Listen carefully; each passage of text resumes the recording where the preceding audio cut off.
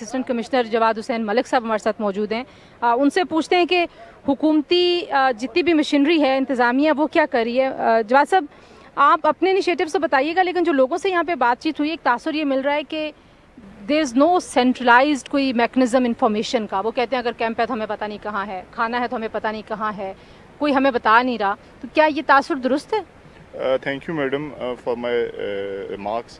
Madam اس طرح ہے کہ ہم نے جو پری فلڈ ارینجمنٹس کیے تھے چیف منسٹر صاحبہ کی ڈائریکشنز پہ, ہم نے ہر علاقے میں گئے اور ہم نے وہاں پہ اعلانات کروائے, سوشل میڈیا کیمپینز کو لانچ کیا اور انڈیویجولی بھی لوگوں کو ایکسیس کیا, کیونکہ یہ جس ایریا میں ہم رائٹ ناؤ کھڑے ہوئے ہیں دس از اے فلڈ پرون ایریا, اور اس ایریا کو بیسیکلی یہ جو بند ہے یہ ہمارے شہر کو بچاتا ہے. تو ہم نے اپنی فرسٹ ایفرٹ کی پری فلڈ ارینجمنٹس کے طور پہ لوگوں کو آگاہ کریں. اس کے علاوہ میڈم ہم نے 5 مین کیمپس جو ہیں وہ یہاں پہ اسٹیبلش کیے ہوئے ہیں. ایک جو کیمپ ہے جہاں سے آپ کھڑی ہیں یہاں سے آگے ہمارا سب سے بڑا ایک موضع ہے ٹالی گورایا میں موجود ہے.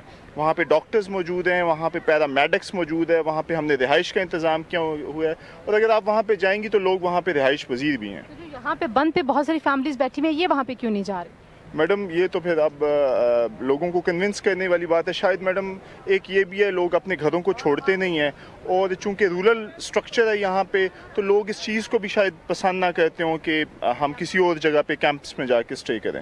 میں یہاں پہ زمینداروں سے بات کر رہی تھی, وہ یہ کہہ رہے ہیں کہ پانی جو ہے وہ یہاں سے نکل سکتا ہے اگر موٹر وے کے کچھ سپلز ہیں جو بند کیے ہوئے ہیں. کچھ ایسا ہے آپ کے علم میں کہ حکومت کی طرف سے ایسی انسٹرکشنز ہیں کہ موٹر وے کی اس طرف بالکل خشک ہے سارا کچھ, یہاں پہ پانی رک گیا ہے, پانی کے آگے بہنے کا جو معاملہ ہو سکتا ہے اس میں لوگوں کا خیال ہے کہ حکومت جو ہے اس نے جان بوجھ کے وہ بند کیا؟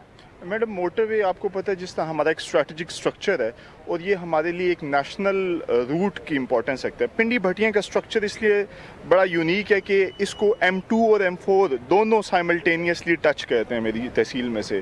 تو ہم اسٹریٹجک اسٹرکچر کے ڈیزائنز کو بھی ہم نہیں ڈسٹرب کر رہے. اس پانی نے نیچرل کریک کی طرف ہی واپس لوٹنا ہے.